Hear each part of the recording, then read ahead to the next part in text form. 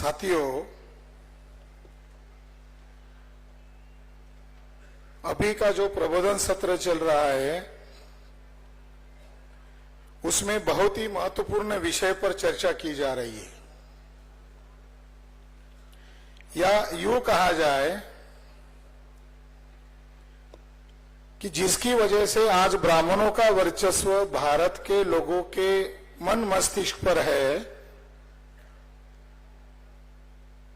ऐसी बातों को उजागर किया जा रहा है जिससे उनकी दिमाग की आंखें खुलेगी। इसमें एक महत्वपूर्ण मुद्दा यह है कि महाबोधि महाविहार के प्रांगण में ही जगन्नाथ मंदिर के साथ अन्य ब्राह्मणी प्रतीकों का स्थापित करना महाबोधि महाविहार के अस्तित्व को ही समाप्त करने का एक भयंकर षड्यंत्र है, एक विषय है।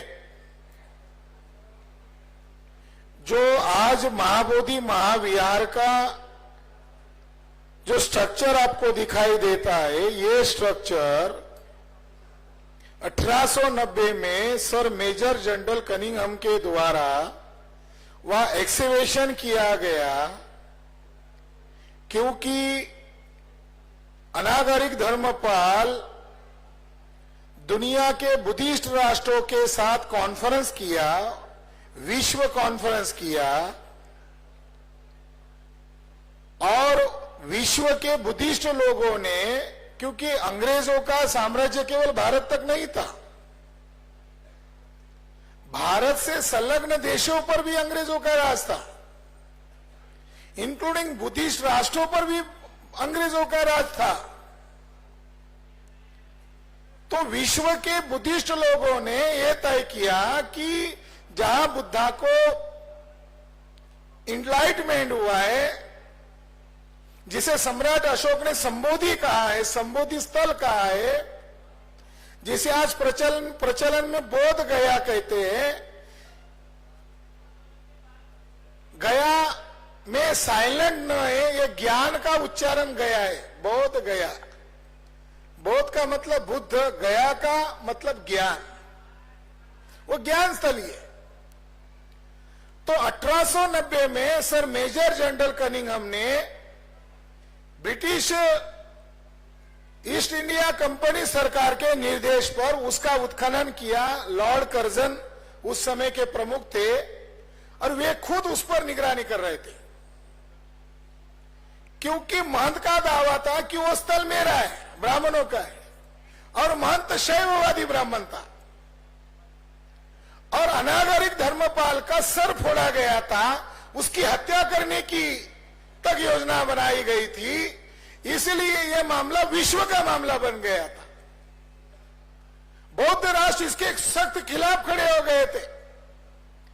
तो लॉर्ड कर्जन ने यह मामला जल्दी जल्दी निपटारा करने की योजना बनाई और कोर्ट में यह मामला पहुंचा।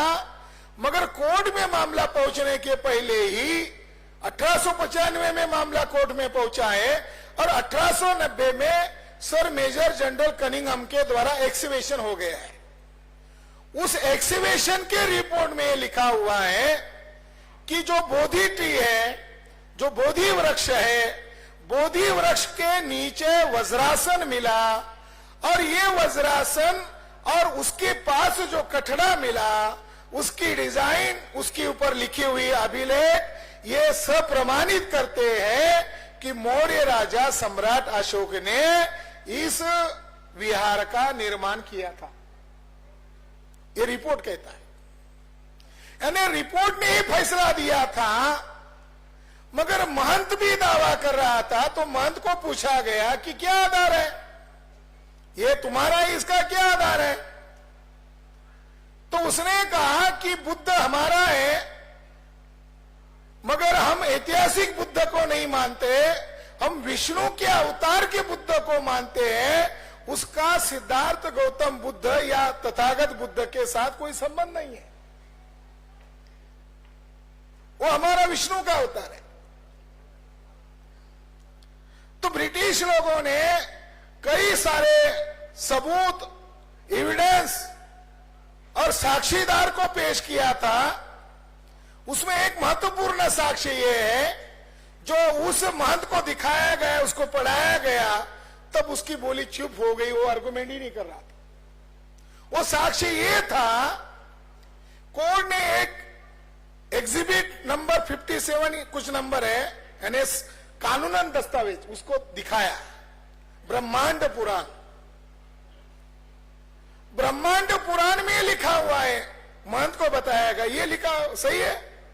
क्या लिखा है कि ब्राह्मणों को बौद्ध विहारों में नहीं जाना चाहिए। ब्रह्मांड पुराण कहता है ब्राह्मणों को बौद्ध विहार में नहीं जाना चाहिए, बुद्ध का चेहरा तक देखना नहीं चाहिए, सभी पापों का प्रायश्चित है, मगर बुद्ध का केवल चेहरा देखने से ही ब्राह्मणों को कोई प्रायश्चित नहीं है। अगर प्रायश्चित है तो उनको देहदंड है, या उन्होंने किसी नदी में कूदकर, नाले में कूदकर सुसाइड करना चाहिए, ऐसा लिखा है ब्रह्मांड पुराण।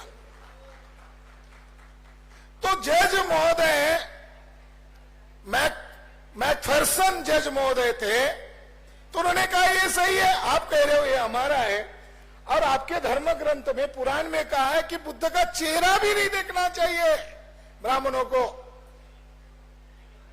तो उस जज का हम शुक्रिया अदा करते हैं, क्योंकि वो एविडेंस को आधार बनाकर फैसला देते थे।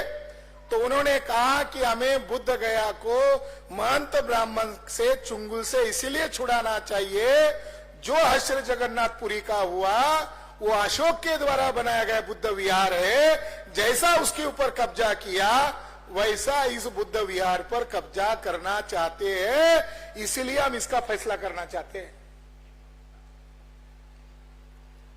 साथियों, ब्राह्मणों की बोलती बंद हो गई। जज महोदय ने आगे फैसला देते हुए ये मैसेज दिया, ये संदेश दिया, वहां जजमेंट में ये आदेश दिया, सवाल है कि ब्राह्मण बौद्ध धर्म को गाली देते हैं, बुद्ध को गाली देते हैं, चेहरा देखना पसंद नहीं करते हैं, ऐसा उनके धर्म ग्रंथ में लिखा हुआ है, मगर ब्राह्मण बौद्ध स्थलों पर कब्जा क्यों कर रहे हैं? जज महोदय ने कहा क्योंकि लोगों की आस्था, लोगों का श्रद्धा उस विहार के साथ है, उस परंपरा के साथ है।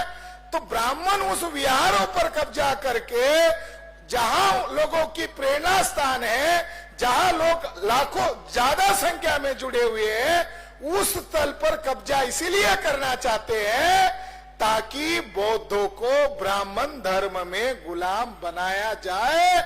इसलिए ब्राह्मण लोगों ने बौद्ध स्थलों पर कब्जा किया हुआ है। तो बौद्ध गया के जजमेंट से यह प्रूव हो गया कि वो बौद्ध स्थल है। वहां मेन टेम्पल के अंदर, उसके टेम्पल के गर्भगृह में, वहां जो स्तूप था उसको पॉलिश करके शिवलिंग बनाया गया था। और अभी अभी तक लालू प्रसाद यादव की सरकार तक महाराष्ट्र के लोग और बिहार के लोग इकट्ठा होकर वो शिवलिंग हटाने के लिए लड़ाई लड़ रहे थे, और वो बाद में हटाया गया, लोगों ने घुसकर हटाया, भिक्खुओं ने घुसकर हटाया। तो ब्राह्मण पीछे हट गए, कुछ लोगों को बाद में मेंबर भी बना दिया, वो भी बाद में चुप हो गए। जो विद्रोह कर रहे थे वो मेंबर बन गए, बाद में चुप हो गए। तो आज भी ब्राह्मण ने जो अंदर शिवलिंग था वो बाहर उन्होंने बिठा दिया है, आज भी है। मगर हम चर्चा क्यों करना चाहते हैं? वो यूनेस्को के द्वारा वर्ल्ड हेरिटेज है, और उसके प्रांगण में ही जितना महाबोधि महाविहार का एरिया है उतना ही आधा एरिया को वॉल खड़ा करके रोक दिया गया है, और आगे लोग जाते नहीं है, क्योंकि ज्यादातर श्रद्धावान लोग जाते हो, कोई हिस्ट्री ढूंढने के लिए नहीं जाते, कोई स्टडी करने के लिए नहीं जाते, वो तो वंदन करने के लिए जाते हैं। वो वॉल के आगे उतनी ही एरिया, जितना महाबोधि महाविहार का बड़ा एरिया है उतना ही एरिया के आगे वहां पर बुद्ध की सैकड़ों मूर्तियां वाले ओटिव स्तूपा है, स्तूप है, मगर उसके ऊपर लिखा हुआ है शंकराचार्य का मठ। कब्जा हो गया। आर्कोलॉजिकल वहां लाखों बुद्ध की मूर्तियां हैं, ओटीयू स्तूपा है, इसके बावजूद कब्जा है। आर्कियोलॉजिकल सर्वे ऑफ इंडिया ऐसी बातों का उत्खनन करते हैं, नॉन आर्कियोलॉजिकल लोगों को दिख रहा है कि वो बुद्ध स्थल है, वहां बुद्ध के स्तूप है, वहां बुद्ध की लाखों संख्या में मूर्तियां है, इसके बावजूद वहां पर बोर्ड लगा है आदि शंकराचार्य का मठ। दूसरी साइड में उसी प्रांगण में जगन्नाथ टेम्पल बनाया गया है। मैं जब 2007 में बिहार में पहली बार गया था तब वो खंडहर था, छोटा था। अब जब भी बिहार जाता हूं और पिछली बार एक अभियान के तहत, कार्यक्रम के तहत बोध गया था तो 3-4 मंजिला भी भव्य मंदिर बनाया गया है। साथियों, बोध गया का स्थल ये विश्व हेरिटेज है और विश्व हेरिटेज होने के नाते वहां की कमेटियों की जिम्मेदारी है, जो वहां का मैनेजमेंट कमेटी है उनकी जिम्मेदारी है कि ये विश्व की धरोहर है, इसलिए यहाँ का माहौल खराब नहीं होना चाहिए। इसके बावजूद वहां जगन्नाथ मंदिर बनाया गया है। जगन्नाथ मंदिर कहाँ का है? जगन्नाथपुरी में। और जगन्नाथ मंदिर कहाँ है? एक ही जगह होना चाहिए, वो भी बौद्ध विहार है, मगर बोध गया में भी। और जगन्नाथ मंदिर कहाँ है? नागपुर को लगकर एक भंडारा जिला है, और भंडारा जिले में अशोक राजा ने 3 स्तूप बनाए और एक स्तूप के अंदर बुद्ध की अस्थियां है, उसके ऊपर ब्राह्मणों ने अभी कुछ शतक पहले वहां मंदिर बनाया, उसका नाम भी जगन्नाथ टेम्पल है। यानी ब्राह्मण लोग कब्जा करने के लिए अलग अलग काल्पनिक मैथोलॉजी के पात्रों का इस्तेमाल करते। मगर हम चर्चा क्यों कर रहे हैं? तो वो जो मैनेजमेंट कमेटी है उसमें सदस्य 9 है, 4 सदस्य बुद्धिस्ट है। महाराष्ट्र का एक भी बुद्धिस्ट उसमें नहीं लेते, मध्य प्रदेश का कोई नहीं लेते, उत्तर प्रदेश का कोई नहीं लेते, नॉर्थ बंगाल का सिलीगुड़ी उस साइड के लेते, और उनका केवल रबर स्टैंप के तौर पर इस्तेमाल करते हैं। और अन्य 5 सदस्य ब्राह्मण होते हैं, 4 सदस्य ब्राह्मण होते हैं, कलेक्टर 5वां सदस्य और उसका प्रेसिडेंट होता है। मगर ये एक रूल बन गया है कि गया का कलेक्टर ब्राह्मण ही होना चाहिए, क्योंकि 9 सदस्य में प्रेसिडेंट कलेक्टर होता है, इसीलिए कलेक्टर ब्राह्मण रहेगा। इस रूप से बोध गया पर ब्राह्मणों का डायरेक्ट कब्जा हो गया। साथियों, 2012 में मिस्टर वांगड़ी सिलीगुड़ी के एक बुद्धिस्ट व्यक्ति ने सुप्रीम कोर्ट में याचिका दायर की। 2018 में जजमेंट आया, 4 रैंक का जजमेंट आया।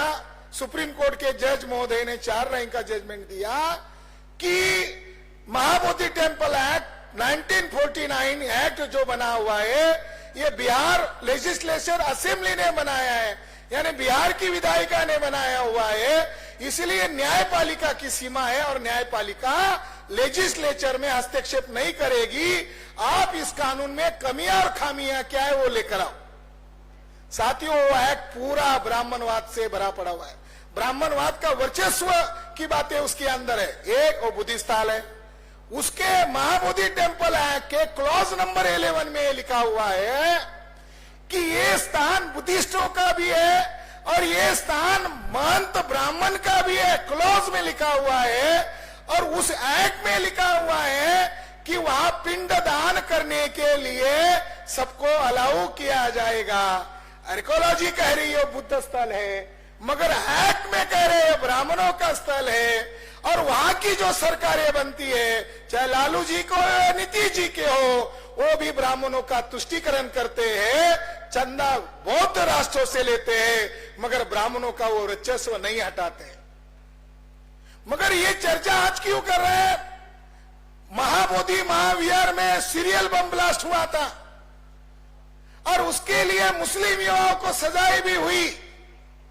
मुशर्रफ साहब ने किताब लिखा है ब्राह्मण बॉम्ब एंड मुस्लिम हैंड, उसमें बोध गया के केस के जजमेंट का भी हवाला देकर उन्होंने टिप्पणी की है कि उस जगन्नाथ टेम्पल में रथ यात्रा के नाम पर टेकारी जो बगल वाला गांव था, वहां से कारपेंटर अंदर घुसा और उसके जरिए से वहां कांड करवाया गया। ये एनआईए कि जांच में पता चला, एटीएस की जांच में पता चला एक बंदा वहां था, वो वहां घुसा था क्योंकि वो बिहार की बाउंड्री को लगा हुआ है, और उसने रात के 12 बजे से लेकर सवेरे 4 बजे तक दिल्ली के लोगों को कॉल किया, क्योंकि वहां एक बैग मिली, वहां डायरी मिली, और एक बम नहीं फूटा तो उसका ट्रेस हुआ, उसका सिम कार्ड मिला, उसके नंबर मिले, तो पता चला कि दिल्ली का एक गुट है, उसके साथ इस बंदे की बात हो रही थी।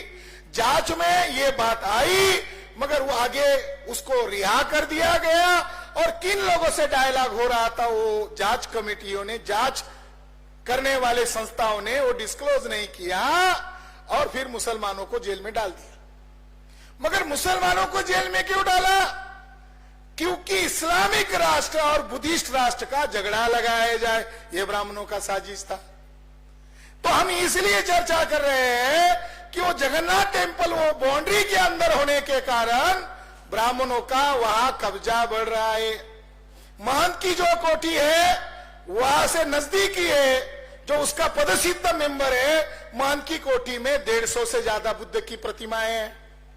जब कनिंघम महोदय ने उसकी कोठी का मुआयना किया तो उन्होंने अपने रिपोर्ट में लिखा हुआ है कि महंत की कोठी में बुद्ध की मूर्तियों को दीवार में दबा के रखा हुआ है, और सम्राट अशोक का जो वहां खड़ा स्तंभ था, और वो स्तंभ को तोड़ा गया है, और उस स्तंभ पर अशोक का अभिलेख है, वो किचन में सब्जी काटने के लिए महंत इस्तेमाल करता है।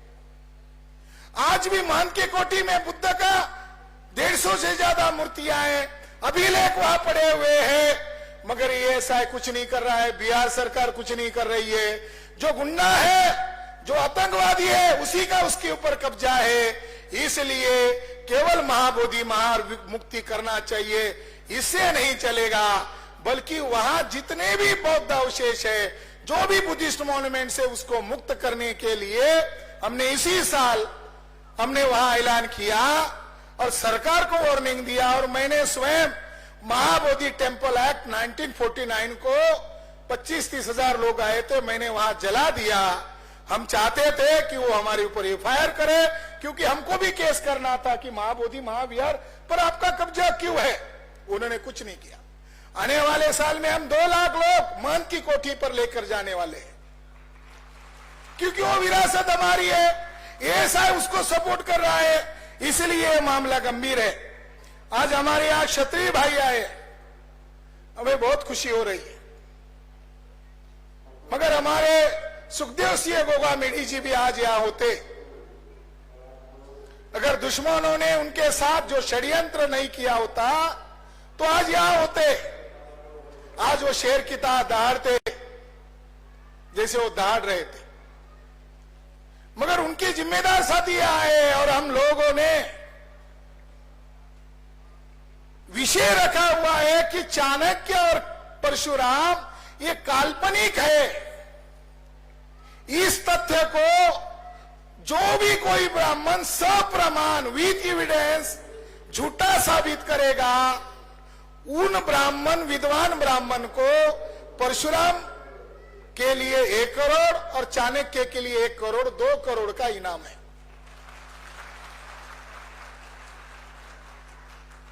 ऐसा क्यों कहना पड़ रहा है? जितने भी बड़े बड़े हिस्टोरियन हैं, जितने भी बड़े बड़े रोमिला थापर, आर.एस. शर्मा, मुखर्जी, देशपांडे, भांडारकर, जितने भी है प्रोमिनेंट हिस्टोरियन, उन लोगों ने इतिहास में लिखा हुआ है कि चाणक्य जो था, कौटिल्य जो था, वो चंद्रगुप्त मौर्य का गुरु था, लिख दिया। और हम लोगों ने पढ़ लिया, और हम लोगों ने स्वीकार कर लिया कि मौर्य घराना क्यों महान हुआ, क्योंकि उसका गुरु ब्राह्मण था, और ब्राह्मण का नाम चाणक्य था। मगर किसी ब्राह्मण को किसी बहुजन समाज के लोगों ने या किसी तथाकथित विद्वान लोगों ने सवाल पूछना चाहिए था, चाणक्य अर्थात कौटिल्य का बर्थ डेट क्या है, ईस्वी सन क्या है, कौन से जिले में पैदा हुआ, कौन से गांव में पैदा हुआ, जब वो पैदा हुआ होगा तो कोई ताम्रपट है, शिलालेख है कुछ? जो कौटिल्य का अर्थशास्त्र है 1908 में उसका स्क्रिप्ट मिला और नॉर्थ इंडिया में नहीं मिला, मद्रास में मिला। और कौटिल्य का अर्थशास्त्र ही खुद प्रमाण है कि चाणक्य और कौटिल्य फेक कैरेक्टर है, हिस्टोरिकल कैरेक्टर नहीं है। ये कौटिल्य का अर्थशास्त्र खुद प्रमाण है, स्क्रिप्ट। मगर ब्राह्मणों ने चाणक्य को मौर्य घराने का गुरु कर दिया। केवल इतना मामला नहीं था तो उन्होंने स्टोरी बनाया। स्टोरी कहां से आई? 6वीं शताब्दी में एक नाटक लिखा गया, मुद्रा राक्षस। उस नाटक के जरिए से एक स्टोरी बनाई गई कि चाणक्य का नंद राजा ने अपमान किया। उसने अपनी चोटी की गांठ खोली और शपथ लिया, जब तक मैं नंद राजा की हत्या नहीं करूंगा तब तक मैं मेरी चोटी को गांठ नहीं बांधूंगा। नाटक में, हिस्ट्री में नहीं है। गुप्त काल में नाटक लिखा गया और गुप्त काल में जो नाटक लिखा गया उसमें यह स्टोरी बयान की गई कि फिर उसने शूद्र वंश का चंद्रगुप्त मौर्य को, युवा को आगे किया और उसके जरिए से नंद को मारा। नाटक में क्या दिखाए? नंद क्षत्रिय है और चंद्रगुप्त मौर्य शूद्र है। शूद्र कह दिया, चंद्रगुप्त मौर्य भी क्षत्रिय है। और ये जो क्षत्रिय लोग हैं इनके 36 गोत्र होते हैं और 36 गोत्र में एक गोत्र का नाम मौर्य है। आज भी है, क्षत्रियों के अंदर है।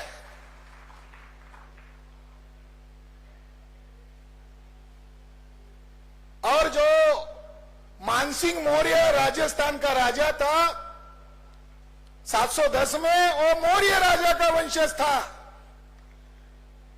उसने अपनी बहन का लड़के को राजा वारिस बनाया, उसका नाम था बप्पा रावल। यही बप्पा रावल बाद में सिसोदिया वंश का प्रमुख बताया गया है और सिसोदिया वंश के साथ शिवाजी महाराज का नाता जोड़ा गया है। क्षत्रिय थे। मगर ब्राह्मणों ने नाटक में हद कर दिया। आगे क्या कर दिया कि नंद की एक मुरा नामक दासी थी, वेश्या थी। हद हो गई नाटक वालों ने। और उन नाटक को ये तथाकथित हिस्टोरियन ने हिस्ट्री मान लिया और ये चंद्रगुप्त मौर्य को शूद्र ही नहीं कहा, एक दासी पुत्र का, एक वेश्या की या उनकी जो महिला है उसका पुत्र बताया, नाजायज जायज जो भी पुत्र बताया, अपमान किया, चरित्रानन किया। और फिर एक फ्रेज बनाई गई जो आज भी बोली जाती है, शिवाजी महाराज के समय में बोली गई थी। जब जब क्षत्रिय ब्राह्मणों को चुनौती देता रहा उन क्रांतिकारी क्षत्रिय को दोहराते गए, नंद अंतम क्षत्रिय अंतम। नंद की हत्या चंद्रगुप्त मौर्य ने किया और चंद्रगुप्त मौर्य मुरा नामक दासी का पुत्र था, यानी शूद्र था। एक शूद्र ने एक क्षत्रिय को मार दिया। 2 तीर कर कल्पना से 2 साध्य हासिल कर लिए। क्षत्रिय मौर्य घराने को, वो शाक्य वंशीय है, मौर्य लोग शाक्य वंशीय है, शाक्य क्षत्रिय है, उनको शूद्र कहकर अपमानित किया, उनका चरित्रानन किया। और नंद क्षत्रिय राजा था, उसका भी अंत कर दिया। जो जो कोई क्षत्रिय राजा जिस समय ब्राह्मणों को चुनौती देने का काम किया, ब्राह्मणों ने यही फ्रेज बताई, नंद अंतम क्षत्रिय अंतम। साथियों, नंद की हत्या मौर्य के द्वारा कराना इरिलेवेंस है, अनहिस्टोरिकल है। मौर्य और नंद का कोई लड़ाई नहीं हुआ है, मगर इतिहास का प्राचीन भारत का पहला पन्ना ही मौर्यों को चरित्रहनन करके काल्पनिक चाणक्य को थोप दिया। अभी एक बड़े हिस्टोरियन आए हैं और उन्होंने दावा किया है, वर्ल्ड के इंडोलॉजिस्ट है, आर्कोलॉजिस्ट है, और उन्होंने दावा किया है कि चाणक्य काल्पनिक है। अगर चाणक्य मौर्य के आदर्श होते तो सम्राट अशोक के शिलालेख में कहीं ना कहीं जिक्र होता, चाणक्य का कहीं जिक्र नहीं है। मौर्य की लिपि पाली है, चाणक्य का फर्जी जो काव्य है, जो है साम षड्यंत्रकारी, वो संस्कृत में है। मौर्य ने न्याय, समता, समानता पर आधारित मैसेज दिया है अपने अभिलेखों में। कहीं पर भी वर्ण व्यवस्था का समर्थन नहीं किया, कहीं पर भी उच्च नीचता का समर्थन नहीं किया। चाणक्य का कौटिल्य का अर्थशास्त्र कहता है कि जो ब्राह्मणों के वर्चस्व को चुनौती देता है ऐसे क्षत्रिय को साम दाम दंड भेद से मार देना चाहिए, यही धर्म है। तो वर्ण व्यवस्था का समर्थक मौर्यों का आदर्श कैसे हो सकता है? तो इसके पीछे ब्राह्मणों की साजिश यही है कि गुरु ब्राह्मण को दिखाओ और क्रेडिट ब्राह्मण को दे दो। तो इस आधार पर वो काल्पनिक है। और एक काव्य हमें मिला है 8वीं शताब्दी में लिखा हुआ, उसने खुद लिखा हुआ है वो संस्कृत कवि ने कि चाणक्य बहुत काल्पनिक पात्र है। उसने खुद एग्री किया, जो एविडेंसेस हमारे सामने आए वो सारे के सारे काल्पनिक है। एक बड़ा विद्वान हुआ था पूना का ब्राह्मण, जिसने हिस्ट्री ऑफ धर्मशास्त्र लिखा है, काने, पीवी काने। उसने हिस्ट्री ऑफ धर्मशास्त्र में लिखा हुआ है कि भले ही चाणक्य बड़ा विद्वान है ब्राह्मणों का, मगर ब्राह्मण परिवार में चाणक्य या कौटिल्य का नाम नहीं रखते हैं। बड़ा विद्वान हुआ है, वो कह रहा है कि बड़ा विद्वान हुआ है चाणक्य, मगर ब्राह्मण लोग ब्राह्मण के बच्चों को चाणक्य या कौटिल्य नाम नहीं देते हैं। क्यों नहीं देते? क्योंकि वो शब्द ही घृणा सूचक है। चाणक्य मतलब चालाक, चाणाक्ष, कौटिल्य मतलब कुटिल। अब कौन कहेगा मैं चालाक हूं, बदमाश हूं, कुटिल हूं? तो ब्राह्मण को उसका वास्तविक अर्थ पता है, इसीलिए उसका नाम धारण नहीं करते, वो काल्पनिक है। दूसरा पात्र परशुराम है। परशुराम की भी यही स्थिति है। परशुराम ब्राह्मण घरों में जो बच्चे पैदा होते हैं, एक भी ब्राह्मण अपने बच्चों को आज भी परशुराम नाम नहीं लगाता। बड़ी आश्चर्य की बात है। परशुराम महान है मगर नाम नहीं रखता है। मगर परशुराम कैरेक्टर कहां से पैदा हुआ, ये क्षत्रिय भाइयों को जानना और समझना जरूरी है। क्योंकि परशुराम का जो जिक्र आता है वो महाभारत में आता है, और महाभारत में परशुराम का जिक्र 131 बार आता है। तो 131 बार सबसे ज्यादा जिक्र किसी कैरेक्टर का आया है तो परशुराम का आया है। महाभारत का मुख्य किरदार कृष्ण नहीं है, महाभारत का मुख्य किरदार कौरव और पांडव भी नहीं है, क्योंकि ये तीनों बाद में मर जाते। अगर नायक होते तो जिंदा रहते। ये तीनों कृष्ण की भी एक शिकारी आदमी हत्या कर देता है, महाभारत में बताया। तीनों को पांडवों ने तो आत्महत्या की, ऐसा वर्णन किया है युद्ध जीतने के बाद हिमालय में जाकर। मगर जिस परशुराम का जिक्र आया है वो 130 बार आया है। बड़े इंडोलॉजिस्ट है और वो इसीलिए बड़े इतिहासकार है कि जो काम ब्राह्मणों ने करना चाहिए था उन्होंने नहीं किया। मिस्टर फिट्जगेराल्ड बड़े विद्वान हैं, अमेरिका के विद्वान, उन्होंने 11 वॉल्यूम में महाभारत का ट्रांसलेशन किया है और सही सही ट्रांसलेशन किया है। ब्राह्मणों ने जो महाभारत का ट्रांसलेशन किया है उन्होंने उस बात को छुपाया है, उन्होंने उसको उजागर किया है। हिस्टोरियन लोगों का कहना है कि महाभारत काल्पनिक है, मगर ये पुष्यमित्र शुंग के द्वारा बृहद्रथ की हत्या करने के बाद इसको लिखा गया। गुप्त काल तक इसका लिखने का काम जारी था और महाभारत में बुद्ध का 137 बार जिक्र आया है, यानी बुद्ध धर्म के प्रतिक्रिया में लिखा हुआ इसका सबूत है। मगर हिस्टोरियन यह कहते हैं कि ब्राह्मण को मनुस्मृति शस्त्र उठाने के लिए पाबंदी है, ब्राह्मण को हथियार उठाने के लिए ब्राह्मणों का जो लॉ है मनुस्मृति उसमें पाबंदी है।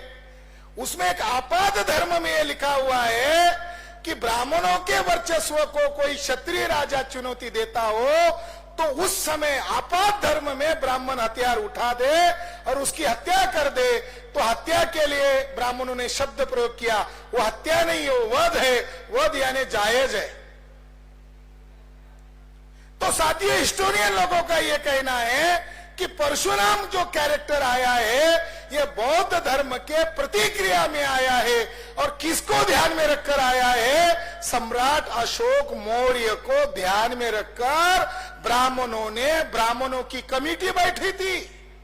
महाभारत एक कमेटियों के द्वारा लिखा हुआ है, एक सिंगल ब्राह्मण के द्वारा लिखा नहीं गया, बहुत दिमाग लगाकर लिखा गया है।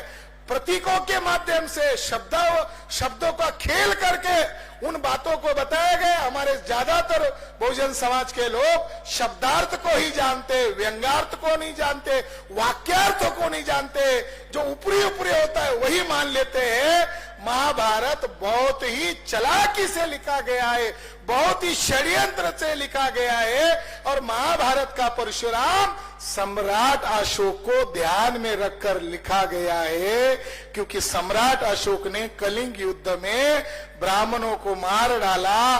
जो उड़ीसा में जो बड़ा उनका रॉक एडिक्ट है, हाथी की सामने प्रतिमा है, हाथी के पीठ पर अभिलेख खुदवाया हुआ है और उसमें स्पष्ट लिखा हुआ है कि कलिंग युद्ध में मैंने इतने लाख ब्राह्मणों को मारा, 1.25 लाख ब्राह्मणों को मैंने जेल डाला। और ये उन्होंने वही नहीं लिखा, अफगानिस्तान तक लिखा, साउथ इंडिया में लिखा। कुछ हिस्टोरियन कहते हैं कि उसने बौद्ध धर्म अपनाने के, हिंसा करने के बाद बौद्ध धर्म अपनाया, मगर बौद्ध धर्म अपनाने के बावजूद भी उसने उस हिंसा का जिक्र किया, क्योंकि उसको वो विधर्मी लोग, बौद्ध धर्म के विरोधी लोगों को ध्यान में रखते हुए लिखा हुआ है। ये बात हिस्टोरियन लोग मान्य करते हैं। और ब्राह्मणों के मन में डर था, दहशत था, वो डर को रिलीज करने के लिए, वो डर को निकालने के लिए सम्राट अशोक का भय सामने रखकर उन्होंने एक टेररिस्ट आतंकवादी परशुराम का एक काल्पनिक कैरेक्टर खड़ा किया है, आतंकवादी कैरेक्टर।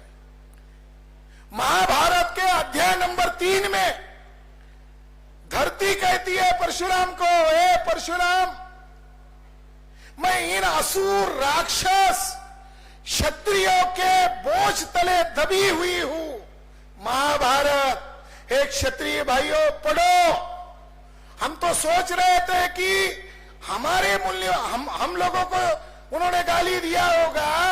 जब हमने इस रूप से स्टडी किया तब पता चला कि जो यहाँ के नाग क्षत्रिय लोग थे, बुद्धिज्म को फॉलो करने वाले लोग थे, उन लोगों को ही ब्राह्मणों ने क्षत्रिय नाग लोगों को ही असुर और राक्षस कहा है। और उसमें कहती है कि मैं बोझ तले दब गई हूं, ए परशुराम मुझे इनके बोझ से मुक्त करा दे।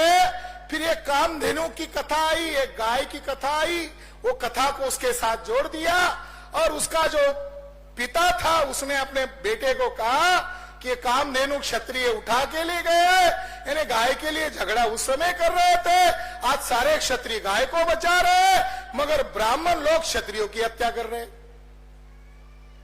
उस समय गाय को लेकर झगड़ा हुआ तो परशुराम ने 21 बार ने क्षत्रिय किया।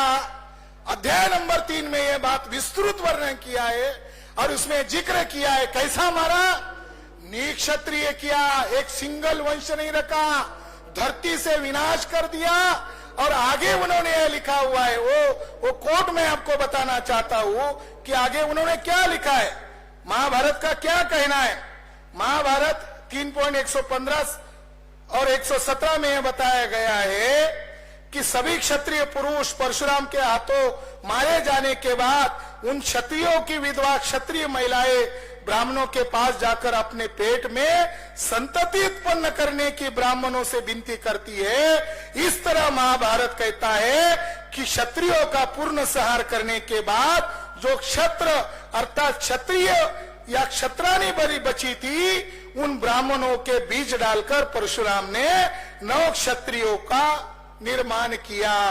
इस तरीके से केवल हमें शूद्र कहा, केवल हमें अनटचेबल कहा, तो हमारे पुरखे मान सम्मान स्वाभिमान के लिए लड़ते आ रहे हैं, मगर क्षत्रिय लोग बहुत पुराने ब्राह्मणों के साथ लड़ते आ रहे हैं। अगर महाभारत में ब्राह्मणी धर्म ग्रंथ में सबसे ज्यादा अगर किसको गाली दी है तो क्षत्रियों को दी है, और कितनी गाली दी है कि क्षत्रियों का नरसंहार कर दिया, एक सिंगल क्षत्रिय पुरुष नहीं बचा।